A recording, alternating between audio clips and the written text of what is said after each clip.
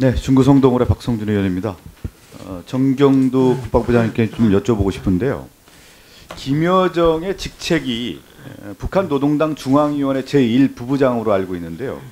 이 제1부부장이 어느 정도 위치가 되고, 지금 제가 이 질문을 드린 이유 중에 하나가 뭐냐면, 대적 행동 행사권이라든가 군에 대한 어떤 통치권까지 행사하는 그런 모습인데, 김여정이 위상이 어느 정도 되길래 이 정도의 명령을 내릴 수 있는지 좀 파악이 되셨나요?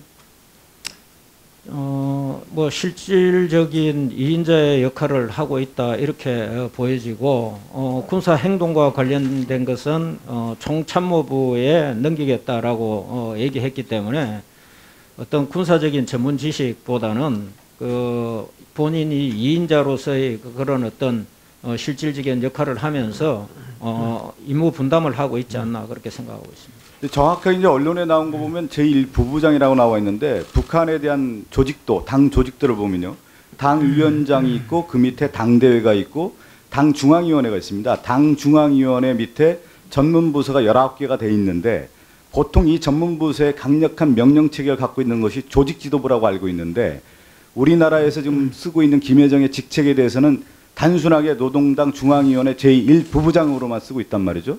근데 그 1부부장의 위상이 어느 부서에서 일하는지, 어떤 조직에서 이 김여정의 행동을 하고 있는지가 파악이 좀 정확하게 돼야 되지 않나 싶은데요. 어떻게 생각하시나요? 예, 의원님께서 정확하게 지적을 하셨고, 그런 어떤 그 정부의 조직 체계 그런 것들도 기본적으로는 지키면서 임무를 수행하겠지만, 뭐 지금 현재 얘기하고 있는 백두혈통이라고 그러는 자기네들 그런 어떤 용어상으로 김정은 위원장의 그런 절대적인 신임을 받으면서 실질적인 그런 어떤 위인자로서의 권한을 행사하고 있기 때문에 어떤 그런 조직 체계도 중요하겠지만 위상이 어떤가, 네네, 그런 측면에서 생각하는 것이 더 타당하다고 보고 있습니다. 그러면 이런 것도 한번 들어가 볼 필요가 있을 것 같아요. 지금 얘기하신 것처럼 백두혈통에 대한 얘기를 하고 있는데, 그러면 김정은 위원장은 왜 김여정을 내세워서 이런 행동을 할까? 그러면 지금 모든 행동에 있어서 남북관계라든가 북미관계에 있어서는 김정은 위원장 키를 가지고 그동안에 행동을 해왔는데, 지금에서는 김여정을 내세우는데 김여정을 왜 내세웠을까? 그럼 김여정의 역할을 얼만큼 부여했을까는 파악이 돼야 되지 않을까요? 실질적인, 네, 악역은 그 밑에서 담당을 하고 나중에 최종적인 어떤 그 다시 또 어떤 남북관계 개선이나 어떤 북미관계 개선이나 어떤 정책적인 변화가 올 때는 위원장의 이름으로 해서 뭔가는 그 위상을 더 확고히 하겠다, 뭐 그런 부분이 있지 않겠나 싶습니다.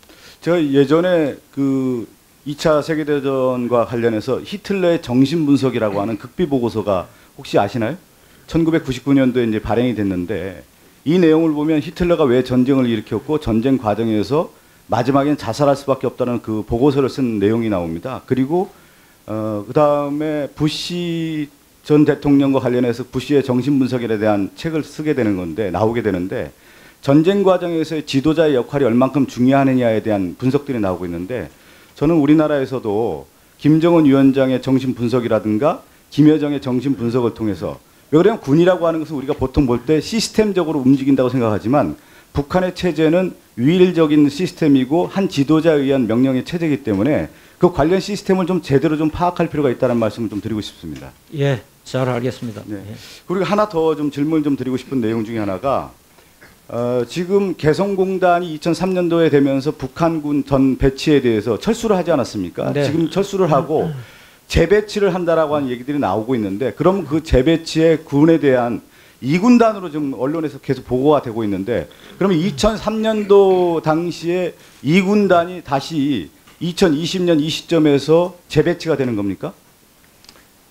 그 당시에 그 위치했던 부대가 빠져나가고, 그 다음에 새로 신설된 이런 내용들은 저희가 자세하게 구체적으로 다 파악을 하고 있습니다.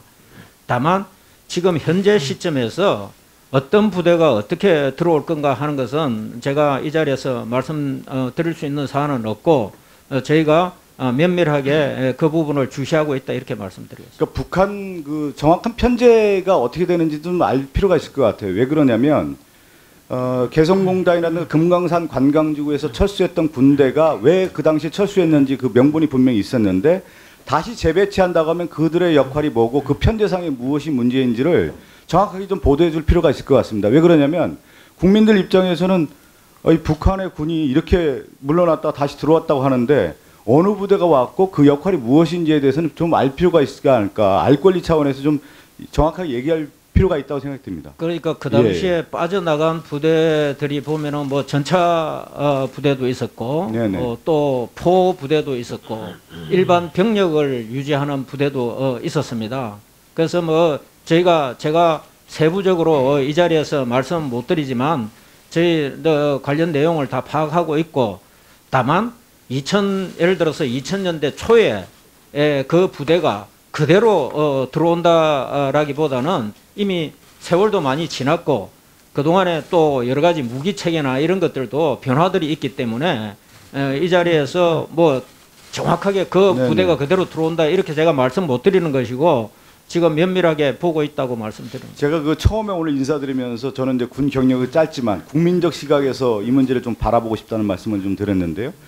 처음에 말씀드린 것처럼 김여정의 행동에 대한 어떤 내용들 언론 보도가 나오고 있고 군 재배치에 대한 내용들이 계속 연이어 나오는데 용어의 혼란이라든가 또 군에서 나온 어떤 얘기들에 대한 것들은 좀 정확한 보도가 필요가 있을 것 같아서 장관 입장에서 이것을 좀 정리해 줄 필요가 있다는 생각이 좀 듭니다.